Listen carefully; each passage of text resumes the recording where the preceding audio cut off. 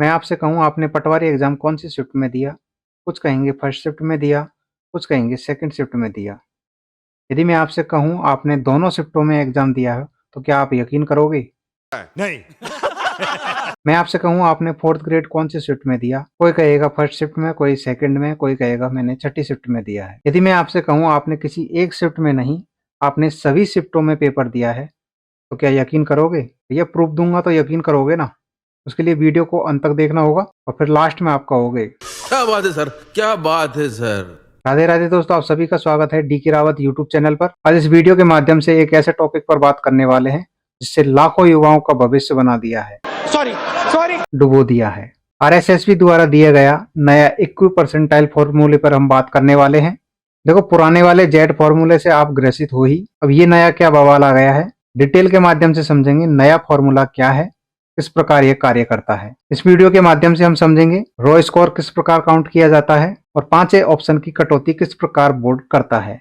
इसके बाद में हम समझेंगे परसेंटाइल स्कोर क्या होता है। इसके बाद में हम समझेंगे इंटरपोलेशन क्या होता है। इसके बाद में समझेंगे इक्वी परसेंटाइल विधि से आपके नॉर्मलाइजेशन मार्क किस प्रकार बनाए जाते हैं।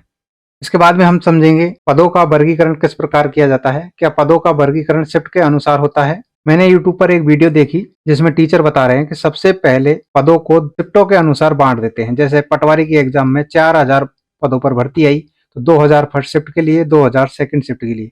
क्या इस प्रकार बांटा जाता है? क्या सभी शिफ्टों में समान सिलेक्शन होते हैं? इसके बाद में हम पटवारी रिजल्ट को एग्जाम्पल के माध्यम से समझेंगे किस प्रकार नॉर्मलाइजेशन किया गया है।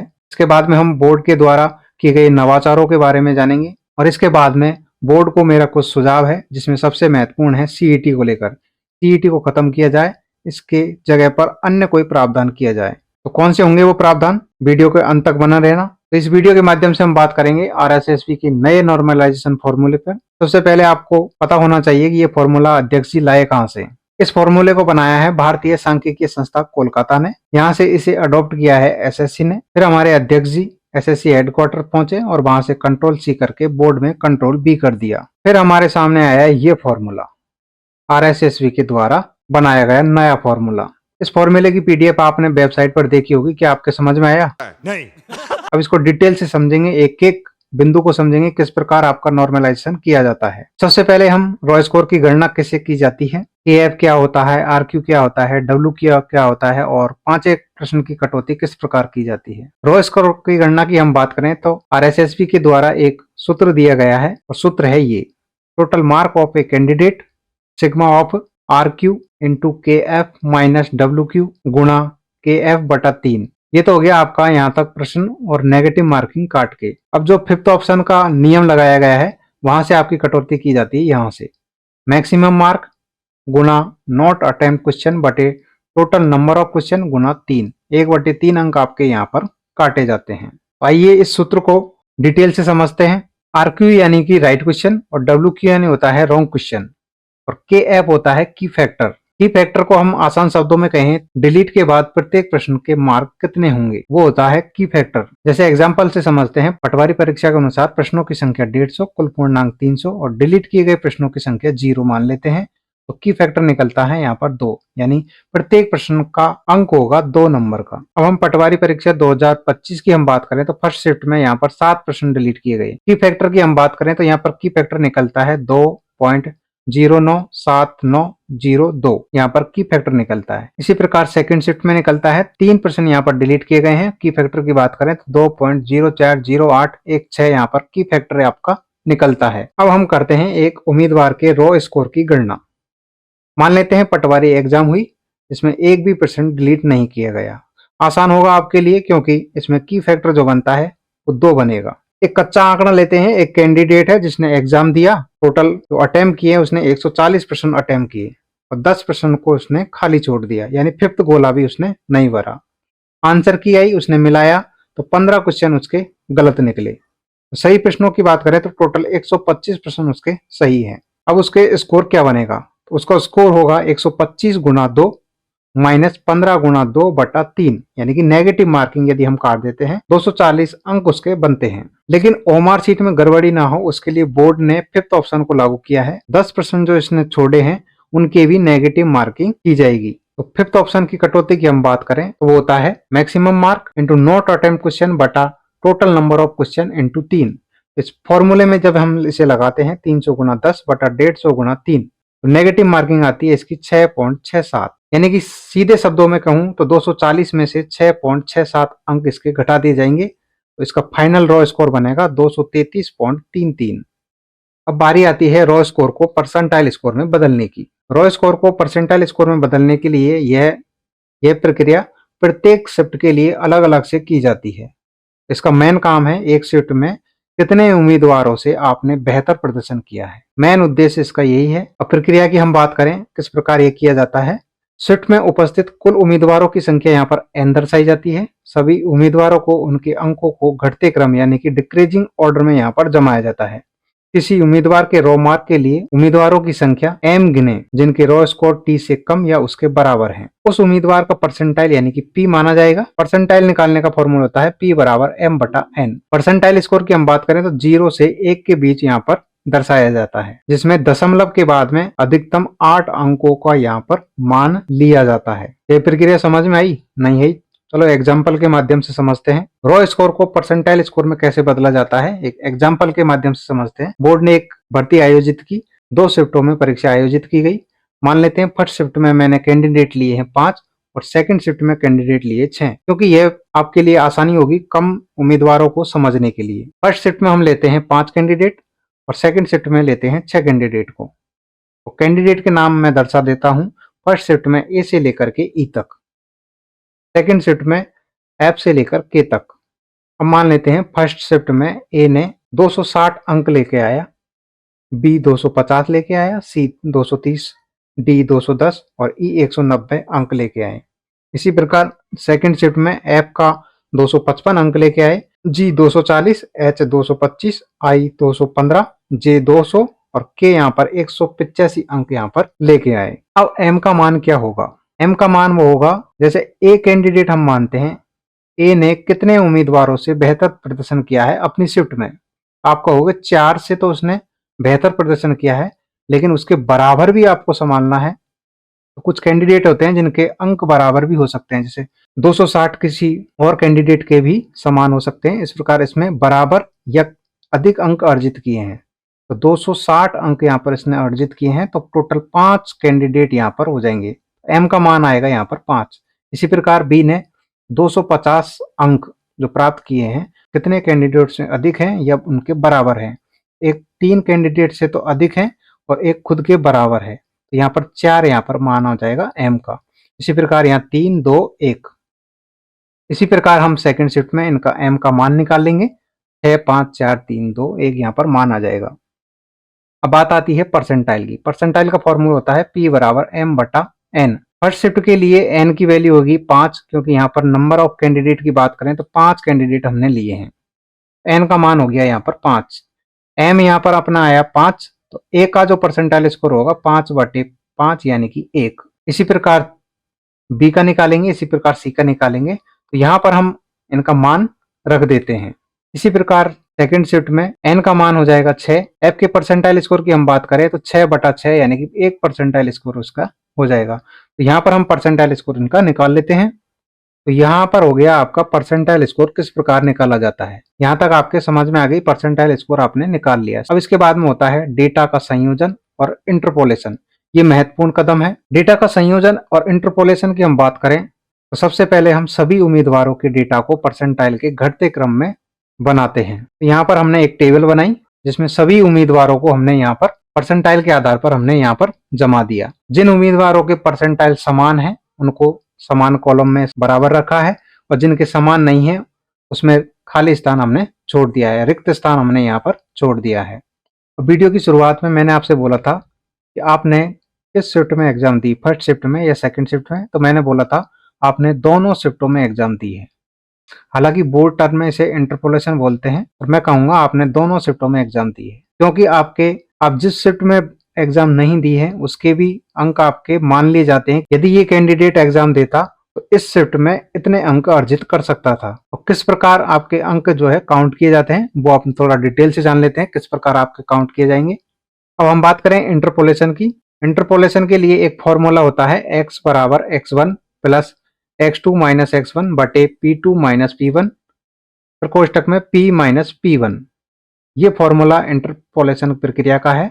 अब ये x कहाँ आएगा, इसके लिए x का कलर मैं लाल कर देता हूँ जिससे आपको समझने में आसानी होगी। यहाँ पर मैंने x का कलर लाल कर दिया है। अब आप देखना ये x कहाँ आएगा, जहां पर रिक्त स्थान है, खाली स्थान की पूर्ति हमने नहीं की है, वहां पर x का मान आएगा। तो यहाँ पर x का मान आएगा, यहाँ पर आएगा, यहाँ पर आएगा, यहाँ पर आएगा, यहाँ पर आएगा, यहाँ पर आएगा, यहाँ पर आएगा, यहाँ पर आएगा और यहाँ पर आएगा। अब निकालते कैसे हैं इसको? x के मान की हम बात करें, p यानी कि परसेंटाइल, जिस x का मान निकालते हैं उसके सामने की परसेंटाइल देखते हैं और फिर x2 लेते हैं जस्ट ऊपर वाला और x1 लेते हैं जस्ट नीचे वाला अंक क्या अर्जित किया है। फिर इसके बाद में p1 ले लेते हैं, उसके जस्ट नीचे वाला परसेंटाइल स्कोर, और p2 ले लेते हैं जस्ट ऊपर वाला परसेंटाइल स्कोर। ये आपका हो जाएगा फॉर्मूले पर आधारित। और यहाँ पर जो अलग से p दिया गया है इसका मान हो जाएगा जिस x का मान निकालना है उसके सामने क्या परसेंटाइल दिया हुआ है। अब हम यहाँ पर ये x का मान अपन यदि निकालते हैं तो इसका मान क्या होगा? इसका मान इस प्रकार होगा कि 250 प्लस 260 माइनस 250 बटे में 1.00 माइनस 0.80 गुना में हम करेंगे 0.833 माइनस 0.80। इस प्रकार आपका यहाँ पर ये कैलकुलेशन आता है। जब इसे सॉल्व करते हैं तो आपके सामने x का मान आता है 251.65, यानी कि जी कैंडिडेट जिसने सेकंड शिफ्ट में एग्जाम दिया है उसने 240 अंक प्राप्त किए हैं। यदि ये फर्स्ट शिफ्ट में एग्जाम देता तो कितने अंक आते? उसके अंक आते 251.65। ये बोर्ड ने माना है इसके अंक आएंगे 251.65। तो हमने x का मान यहां से उठा करके हमने यहां पर x का मान हमने रख दिया है। अब इसी प्रकार सारी प्रविष्टियां जो है इसी प्रकार भर दी जाती है। बोर्ड के द्वारा सॉफ्टवेयर के माध्यम से काम किया जाता है तो उसमें ज्यादा कैलकुलेशन की जरूरत नहीं होती है, कमांड दी जाती है और सीधे वैल्यू पुटअप कर दी जाती है। तो ये हो गया यहाँ पर x का मान। तो मैं आपकी सुविधा के लिए यहाँ पर इनके इंटरपोलेशन की जो मार्क हैं उनको लिख देता हूँ। तो इनके मार्क हो गए, इंटरपोलेशन के माध्यम से हमने इनके मार्क यहाँ पर भर दी है। यानी कि बोर्ड कहता है कि ए ने फर्स्ट शिफ्ट में एग्जाम दिया, यदि ए सेकंड शिफ्ट में एग्जाम देता तो उसके मार्क कितने होते? तो क्योंकि परसेंटाइल स्कोर इन दोनों का सेम है और दो ही शिफ्ट में एग्जाम आयोजित की गई है तो ए का स्कोर मान लिया जाता है सेकंड शिफ्ट में 255 अंक ही लाता और एफ भी फर्स्ट शिफ्ट में 260 अंक ही लाता। इसी प्रकार जी 240 अंक सेकंड शिफ्ट में लाया, यदि फर्स्ट शिफ्ट में एग्जाम देता तो 251.65 यहाँ पर स्कोर अर्जित करता। इसी प्रकार बी 250 अंक यहाँ पर लाए, लेकिन यदि सेकंड शिफ्ट में एग्जाम देता तो 237.02 अंक यहाँ पर लाता। इसी प्रकार एच यहाँ पर 225 लाया, यदि फर्स्ट शिफ्ट में एग्जाम देता तो 236.7 अंक यहाँ पर लेके आता। अब जो ये इंटरपोलेशन के माध्यम से स्कोर निकाला है और आपके जो रॉ स्कोर है इसके माध्यम से किस प्रकार आपके नॉर्मलाइज स्कोर आपका किस प्रकार गणना की जाती है, आइए समझते हैं। सामान्यकृत स्कोर यानी कि जेड की गणना की जाती है इस सूत्र के द्वारा, जेड बराबर u1 plus UT dot UT बटा टी। अब यहाँ पर टी का मान आता है कितनी शिफ्टों में एग्जाम आयोजित की गई है। जैसे हम मान लेते हैं ये 2 शिफ्टों में एग्जाम आयोजित की गई है तो यहाँ पर टी का मान आ जाएगा 2। अब u1 क्या है, यूटी क्या है? u1 की हम बात करें तो u1 हो जाएगा s1 का मार्क और u2 हो जाएगा s2 का मार्क, यानी सेकंड शिफ्ट के मार्क क्या है। इन दोनों को जोड़ करके और यहाँ पर 2 का भाग दे देंगे तो आपके नॉर्मलाइजेशन स्कोर आपके आ जाएंगे। तो 260 प्लस 255 बटे 2 तो 257.5 स्कोर आपके नॉर्मलाइजेशन स्कोर आए। यानी कि ए का और एफ का दोनों का नॉर्मलाइजेशन स्कोर होगा 257.5। तो हम इस स्कोर को उठा करके यहाँ रख देते हैं तो इसका मान हो जाएगा 257.5। अब इसी प्रकार आगे की काउंट की जाती है। तो आपकी सुविधा के लिए मैं ऑलरेडी इसे भर चुका हूँ। तो हमने काउंट किया, इनके नॉर्मलाइजेशन स्कोर जो आए यहाँ पर हमने काउंट किए, दोनों को इनको जोड़ के और 2 का भाग दे दिया, यहाँ पर काउंट हो गए। अब इसी प्रकार यदि ये एग्जाम 6 शिफ्टों में आयोजित होती, जैसे 4th ग्रेड की एग्जाम 6 शिफ्टों में आयोजित की गई थी, यहाँ पर कैंडिडेट के रॉ स्कोर शिफ्ट वाइज होते और 6 कॉलम यहाँ पर क्रिएट किए जाते। इन सबको यहाँ पर जोड़ दिया जाता, फिर 6 का भाग दिया जाता है, जो भी नॉर्मलाइजेशन मार्क होंगे। अब बात आती है अंतिम परिणाम किस प्रकार बनाया जाता है। अंतिम परिणाम की हम बात करें तो उम्मीदवार को परसेंटाइल के आधार पर यहाँ पर क्रम वाइज जमा दिया जाता है। आप कहोगे मैं क्यों मानूं कि बोर्ड यही करता है। हम समझेंगे पटवारी एग्जाम का रिजल्ट किस प्रकार बना है। तो आइए समझते हैं पटवारी रिजल्ट के बारे में। टॉपर की हम बात करें तो दोनों के स्कोर यहाँ पर नॉर्मलाइजेशन मार्क सेम है, 274.2127। दूसरी रैंक वाले के भी 274.2127 यहाँ पर सेम स्कोर है। ये सेम स्कोर क्यों आया, क्योंकि हमने पिछली स्लाइड के माध्यम से समझा था इनके परसेंटाइल स्कोर इनके दोनों के सेम है। तो इन दोनों को जोड़ करके 2 का भाग दिया तो इसके मार्क आए ये। इसी प्रकार इन दोनों के जो मार्क है इनको जोड़ करके 2 का भाग दिया तो इसके मार्क आए 274.2127। आइए डिटेल के माध्यम से देखते हैं। टॉपर यानी कि फर्स्ट रैंक का हम मान लेते हैं, इसने 271.4789 जो कि सेकंड शिफ्ट में इसने एग्जाम दिया था और इसके रो मार्क आए 271.4789। बोर्ड ने माना कि यदि ये फर्स्ट शिफ्ट में एग्जाम देता तो इसके 276.9465 स्कोर ये अर्जित करता। तो इन दोनों को जोड़ के इसने 2 का भाग दिया तो इसके जो मार्क बने 548.4254 में 2 का भाग दिया तो इसके नॉर्मलाइजेशन स्कोर आया 274.2127। इसी प्रकार सेकंड वालों के साथ किया है। सेकंड वालों को मान लिया कि फर्स्ट पारी में इसने इतने अर्जित किए हैं तो सेकंड में भी ये इतने अंक अर्जित करता। तो यहाँ पर 274.2127 यहाँ का नॉर्मलाइजेशन स्कोर इनका मान लिया गया। अब आप कहोगे कि सर मैं मेरा कैसे चेक कर सकता हूँ। उसके लिए आपके पास में परसेंटाइल स्कोर होना जरूरी है, लेकिन परसेंटाइल स्कोर नहीं है। लेकिन बोर्ड ने आपके लिए एक सुविधा दी है, आपको लिस्ट दी है। लिस्ट के माध्यम से आप चेक कर सकते हैं कि आपका जो रॉ स्कोर है और नॉर्मलाइजेशन मार्क है उसमें कितना डिफरेंस है वो आप देख सकते हैं। और आपके बोर्ड ने कितने अंक आपके माने कि मैं दूसरी शिफ्ट में यदि देता तो मेरे कितने अंक होते। आइए उसके भी डिटेल से समझ लेते हैं। थर्ड रैंक की हम बात करें तो 273.6042 यहाँ पर नॉर्मलाइजेशन स्कोर इसका बनता है, जो कि किसी भी कैंडिडेट के समान नहीं है। थर्ड कैंडिडेट का हम उठा लेते हैं तो इसका इंटरपोलेशन के माध्यम से बोर्ड ने इसका अंक क्या माना है वो हम जान लेते हैं। जैसे इसने 273.6042 नॉर्मलाइजेशन स्कोर प्राप्त किया जो कि 2 गुना था, क्योंकि हमने यहाँ पर 2 का भाग दिया था तो यहाँ से 2 गुना करेंगे तो 547.2084 यहाँ पर इनके मार्क आएंगे। अब हम यदि इसके रॉ मार्क में से 547.2084 को घटा देते हैं, जो इंटरपोलेशन के माध्यम से जो मार्क आए 276.4256 अंक ये अर्जित करता। यानी कि ये फर्स्ट शिफ्ट में एग्जाम देता तो इसके मार्क होते 276.4256। ये होती है इंटरपोलेशन के माध्यम से। इसी प्रकार आप जान सकते हैं कि बोर्ड ने आपका कितना अंक माना है। अब देखिए जैसे जैसे आप रैंक वाइज लिस्ट में नीचे जाओगे आपको शिफ्ट के मार्क में अंतर ज्यादा आएगा। उसका 2 कारण है। पहला कारण है की फैक्टर का। पहली शिफ्ट में 7% डिलीट किए गए हैं, दूसरी शिफ्ट में 3% डिलीट किए गए हैं। एक कारण तो ये है। दूसरा कारण होता है पेपर का लेवल अलग अलग हो। फिर भी बोर्ड ने एक काम किया है, एग्जाम से पहले आपको पता हो कि बोर्ड ने एक नया नियम निकाला था कि 2 से अधिक शिफ्ट की यदि परीक्षा होगी तो उसमें पहली शिफ्ट का पेपर नहीं दिया जाएगा। अंतिम शिफ्ट का जो भी पेपर आयोजित होगा वो कैंडिडेट को दिया जाएगा। तो फर्स्ट शिफ्ट का पेपर नहीं दिया गया था।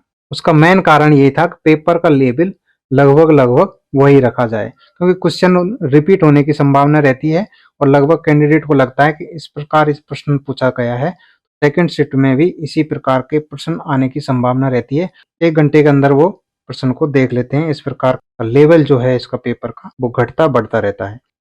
पर कुछ ज्यादा ही नीचे जाओगे तो आप देखोगे कि माइनस में मार्क आ रहे हैं। अब सवाल उठता है कि सीईटी में जब 40% का नियम था तो ये 40% लाए कहाँ से। तो पटवारी का एग्जाम दिया है तो पटवारी का एग्जाम उन्होंने ही दिया है जिन्होंने सीईटी में 40% से अधिक अंक प्राप्त किए हैं। ये कौन है जो इनके मार्क माइनस में आ रहे हैं। कौन है ये लोग, कहां से आते हैं।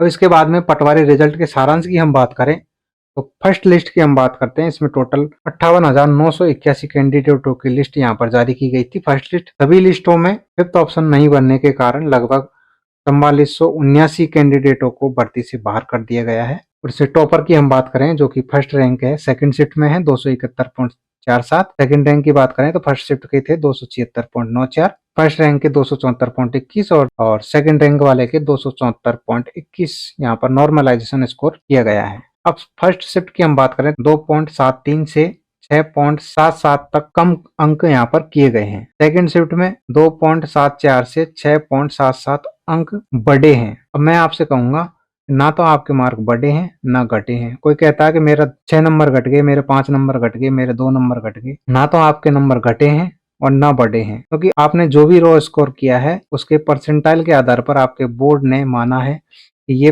फर्स्ट शिफ्ट में इतना अंक अर्जित कर रहा है तो सेकंड शिफ्ट में इतना अंक अर्जित कर सकता है। दोनों अंकों को जोड़ करके औसत आपका निकाला और जो औसत आया वही नॉर्मलाइजेशन स्कोर है। और कैंडिडेट की हम बात करें तो फर्स्ट लिस्ट में जनरल के कैंडिडेट थे 3459, ओबीसी के 34,867, ईडब्ल्यूएस के 9515 और एमबीसी के 3143, एससी के 5123, एसटी के 2874। मेल कैंडिडेट की हम बात करें 49,531 और फीमेल थी 9,450। ये टॉप कैंडिडेट हैं जो फर्स्ट लिस्ट में स्थान प्राप्त किया है। अब हम बात करें फोर्थ ग्रेड के रिजल्ट की। फोर्थ ग्रेड का रिजल्ट भी इसी प्रकार बनेगा। यहाँ पर परसेंटाइल स्कोर को दर्शा दिया जाएगा। के बाद में शिफ्ट 6 शिफ्टों में एग्जाम हुई है तो 6 शिफ्ट यहाँ पर लिख दी गई है। बाद में परसेंटाइल के आधार पर आपके रो मार्क जो भी आए हैं उनको काउंट किए जाएंगे। जो भी खाली प्रविष्टियां होंगी उनमें आपके इंटरपोलेशन के माध्यम से स्कोर की गणना की जाएगी। यदि मान लो जैसे फर्स्ट शिफ्ट में ये कैंडिडेट बैठा, इसने 160 अंक प्राप्त किए, तो ये यदि सेकंड में बैठता, थर्ड में बैठता, फोर्थ में बैठता, फिफ्थ में या शिफ्ट में यदि एग्जाम देता तो कितने कितने अंक आते। तो इस प्रकार अंकों की यहाँ पर गणना कर ली है। इस प्रकार आपकी गणना की जाएगी। इसके बाद में सभी नंबर को जोड़ करके 6 का भाग दे दिया जाएगा, क्योंकि 6 शिफ्टों में यह आयोजित की गई है। ना तो आपके अंक घटेंगे और ना आपके अंक बढ़ेंगे। अब सबसे महत्वपूर्ण बिंदु पर हम चर्चा करेंगे। उससे पहले यदि आप चैनल पर नए हैं तो चैनल को सब्सक्राइब जरूर कर लें। यदि आप मेरे द्वारा करंट अफेयर्स करवाई जाती है उसे देखना चाहते हैं तो चैनल को सब्सक्राइब जरूर करें। मैं राजस्थान जीके, भूगोल, पॉलिटी से संबंधित करंट अफेयर्स में जितने भी महत्वपूर्ण पॉइंट आते हैं उसको कवर करवाने की कोशिश करता हूँ। इस प्रकार मेरे द्वारा करंट अफेयर्स कवर करवाई जाती है। बाकी अब हम आरएसएसबी के वर्गीकरण प्रक्रिया और नवाचार के बारे में हम डिटेल से जानेंगे। क्या पदों का वर्गीकरण शिफ्टों के अनुसार किया है? तो इसका आंसर आप ही कमेंट करके बताओ, क्योंकि मैंने डिटेल के माध्यम से आपको बता दिया है। इसके बाद में हम बात करें आरएसएसबी के नए नवाचारों की हम बात करें तो सबसे पहले मैं मेजर जनरल साहब को सैल्यूट करता हूँ। आप भी मेजर जनरल साहब को सैल्यूट करें। आपका सैल्यूट लाइक बटन है, जितना लाइक करोगे उतना आपका सैल्यूट होगा। इनके कार्यकाल में जो काम हुए हैं तो 2014 से लेकर 2022 तक नहीं हुए। भर्ती परीक्षाओं के सबसे पहले इन्होंने कैलेंडर बनवाया। इसके बाद में एक शिफ्ट में होने वाली परीक्षाओं का टाइम टेबल जो है 11 बजे से शुरू किया है। इसके बाद में इन्होंने परीक्षा हाइब्रिड मोड पर यानी कि सीबीटी और ओमार पर, सीबीटी यानी कंप्यूटर पर तो आपका प्रश्न पत्र होगा और ओमार पर आपको आंसर देने होंगे। इसके बाद में परीक्षा केंद्र की प्रवेश पत्र पर लोकेशन आपको दी जाएगी। इसके बाद में पेपर लीक ना हो, परीक्षा जितनी शिफ्ट में आयोजित होगी उससे ज्यादा पेपर स्ट्रांग रूम या ट्रेजरी में रखे जाएंगे और एग्जाम से 1-2 घंटे पहले बोर्ड द्वारा लॉटरी के माध्यम से पेपर कोड सेट किए जाते हैं, फिर उनको बांट दिए जाते हैं। इसके बाद में ओमार शीट को स्कैन करके एसएसओ आईडी पर अपलोड किया जाएगा। ये अध्यक्ष जी द्वारा अभी हाल ही में ऐलान किया गया है। और ओमार शीट पर हस्तलिखित नमूना यहाँ पर लिया गया है जो आप आगे डीबी के टाइम पे काम आता है। इसके बाद में परीक्षा केंद्रों में प्रवेश से पहले Aadhaar biometric, face scan, 3D hallmark sticker यहाँ पर आपके लगाए जाते हैं। इसके बाद में डीवी के लिए ऑनलाइन डॉक्यूमेंट जैसे डिजी लॉकर पर आपके दस्तावेज अपलोड किए जाते हैं। इसके बाद में हम बात करें नवाचारों में तो सेलेक्ट कैंडिडेट के साथ साथ प्रोविजनल जो केसेस होते हैं उनके कारणों सहित यहाँ पर लिस्ट जारी की जाती है। और सबसे महत्वपूर्ण कदम उठाया है जो भर्ती प्रक्रियाओं में पारदर्शिता लाई गई है। रिजल्ट परीक्षा में सम्मिलित हुए सभी कैंडिडेट के मेरिट क्रमांक, रो मार्क, नॉर्मलाइज मार्क, कैंडिडेट पिता का नाम, माता का नाम, कैंडिडेट कैटेगरी, सब कैटेगरी और टीएसपी नॉन टीएसपी यहाँ पर लिस्ट के द्वारा दी जाती है। इसके बाद में लाइव फोटो, ओटीआर में लाइव फोटो आती है, फॉरम में लाइव फोटो आती है और प्रवेश पत्र में 2-2 लाइव फोटो आती है। मैं बोर्ड से यहाँ पर गुजारिश करूंगा कि जो पासपोर्ट साइज की फोटो एक प्रवेश पत्र में दी जाए और एक जो फॉर्म भरते हैं उस समय लाइव फोटो है वो प्रवेश में दी जाए, ना कि दोनों लाइव फोटो। ओटीआर वाली भी लाइव फोटो आप दे रहे हो, फॉर्म वाली भी आप लाइव फोटो यहाँ पर दे रहे हो। इसके बाद में मेरे बोर्ड के कुछ सुझाव हैं, जैसे आपत्ति की फीस 100 रुपए से घटा करके 50 रुपए की जाए, जैसे हाल ही में एसएससी द्वारा किया गया है। यदि आपत्ति सही पाई जाती है तो फीस का रिफंड का प्रावधान किया जाए। और आपत्ति बोर्ड के विशेषज्ञों द्वारा यदि प्रश्न डिलीट या उत्तर परिवर्तित किया जाता है तो उसका प्रमाण व कारण सहित बोर्ड की वेबसाइट पर अपलोड किए जाएं, जिससे आगामी पेपर में ऐसे सवाल पर पेपर सेटर की नजर रहे और तैयारी करने वालों को भी फैक्ट के बारे में अधिक जानकारी मिल सके। गवर्नमेंट रिक्रूटमेंट पोर्टल पर आरपीएससी की तरह फॉर्म डाटा दिया है जिससे बोर्ड का आरटीआई में समय बच सके। इसके बाद में है बोर्ड की वेबसाइट सर्वर ग्लिचिंग को कम करना। किस प्रकार की जा सकती है? बोर्ड की वेबसाइट का सर्वर ठीक काम नहीं कर पाता है जिससे धीमी हो जाती है, रुक कर चलती है, एरर दिखाने लगती है। आमतौर पर यह बहुत ज्यादा ट्रैफिक, कोडिंग, मेलवेयर या होस्टिंग की समस्या के कारण होता है। ज्यादा ट्रैफिक रोकने के लिए बोर्ड का ऑफिशियल टेलीग्राम चैनल हो जिसमें भर्ती प्रक्रिया की सभी अपडेट जैसे नोटिफिकेशन, प्रवेश पत्र, मास्टर पेपर, आंसर की, रिजल्ट की पीडीएफ आदि यहाँ पर अपलोड की जा सके जिससे वेबसाइट भी सुचारू रूप से चल सके। अब सबसे महत्वपूर्ण और जरूरी है, लाखों युवा परेशान है मल्टीपल एग्जाम दे करके और बोर्ड भी परेशान है अलग अलग भर्ती प्रक्रियाओं आयोजित कर करके। तो सीईटी को खत्म किया जाए और उसकी जगह लाया जाए आरसीजीएल और आरसीएचएसएल। आरसीजीएल यानी कि Rajasthan combined graduation level, RCHSL यानी कि Rajasthan combined higher secondary level. मुझे पता है ये काम बोर्ड का नहीं है, पर अध्यक्ष जी एक लेटर सरकार को और एक लेटर आरपीएससी को लिखे तो ये काम हो सकता है। अगर ये राजस्थान कर्मचारी चयन बोर्ड केंद्र के सीजीएल सीएचएसएल की तर्ज पर आरसीजीएल या सीएचएसएल शुरू करता है तो राज्य की भर्ती प्रक्रिया में एक क्रांतिकारी कदम होगा। क्या क्या हो सकता है? पहली है, सीटें खराब नहीं होगी। अभी क्या होता है कि एक कैंडिडेट है जिसने पटवारी भी दिया, वीडियो भी दिया और अकाउंटेंट भी दिया, किसी न किसी एक सीट पर ही वो ज्वाइन करेगा तो 2 सीटें यहाँ पर खाली रह जाती है। इसमें क्या प्रावधान किया जाएगा कि आरसीजीएल में परफॉर्मेंस आपकी बढ़ाई जाएगी, यानी प्राथमिकता आपको देनी होगी किस पोस्ट पर आप सिलेक्शन लेना चाहते हो। इसमें वेटिंग लिस्ट की भी समस्या खत्म हो जाएगी। तो सबसे महत्वपूर्ण है, आर्थिक बचत होगी। परीक्षाओं का आयोजन, स्टाफ ड्यूटी, शिक्षक, पुलिस बल, प्रशासनिक अधिकारियों, पेपर सेट करने की, छपाई का खर्चा और सबसे महत्वपूर्ण, अभ्यर्थियों को केंद्र पर जाने की जो खर्चा होता है वो भी कम होगा। भर्ती परीक्षा जब एक बार में आयोजित की जाएगी तो समय की भी बचत होगी और समय की बचत ही पैसे की बचत है। और अंततः मैं ये मानता हूँ कि जनता के टैक्स के पैसे की ही बचत होगी। अब इसमें कौन कौन सी भर्तियां आयोजित की जाएगी? आरसीजीएल में वही भर्ती आयोजित की जाएगी टीईटी के माध्यम से आयोजित की जाती थी। इसी प्रकार सीएचएसएल में वही भर्ती आयोजित की जाएगी जो 10+2 टीईटी के माध्यम से की जाती है। परीक्षा की हम बात करें तो इसमें प्री और मेंस एग्जाम यहाँ पर ली जाए। एग्जाम फीस रखी जाए, जो प्री एग्जाम देगा उसे फिर फीस रिफंड कर दी जाए, ऐसा प्रावधान यहाँ पर किया जाए क्योंकि कुछ कैंडिडेट हैं जो फॉर्म भर देते हैं और एग्जाम देने नहीं जाते हैं। मैं कहूंगा प्री एग्जाम में राजस्थान जीके का वेटेज कम से कम 60% रखा जाए जिससे राजस्थान के युवाओं के साथ न्याय होगा। मुख्य परीक्षा में फिक्स कैंडिडेट को पास किया जाए, अधिकतम छात्रों को मुख्य परीक्षा में बैठने का मौका मिल सके। अब आप कहोगे कितने कैंडिडेट पास? ये 60%, 50% और 15 गुने वाला नियम हटाओ, इसमें लगभग 3 से 4 लाख कैंडिडेट को पास किए जाए और एक क्राइटेरिया मिनिमम मार्क रखा जाए 40%। और मुख्य परीक्षा की हम बात करें तो कुछ पेपर हैं जो अलग हो सकते हैं, जैसे अकाउंटेंट में कॉमर्स का पेपर अलग होता है, यह सीजीएल में भी होता है, तो यहाँ पर यह परीक्षा आयोजित की जा सकती है आरसीजीएल और आरसीएचएसएल के माध्यम से। बाकी मेरा एक सवाल बोर्ड अध्यक्ष जी से है, वेबसाइट पर वार्षिक रिपोर्ट अपलोड क्यों नहीं की जा रही है? हाँ जी मित्रों, इस वीडियो के माध्यम से हमने देखा किस प्रकार बोर्ड द्वारा नॉर्मलाइजेशन की प्रक्रिया को अपनाया जाता है। यदि वीडियो पसंद आई है तो लाइक करें, चैनल को सब्सक्राइब करें और अपने सभी दोस्तों के साथ शेयर जरूर करें। इस प्रकार की वीडियो आपको यूट्यूब पर कहीं नहीं मिलेगी। बाकी यदि आप चैनल पर नहीं है तो चैनल को सब्सक्राइब जरूर करें।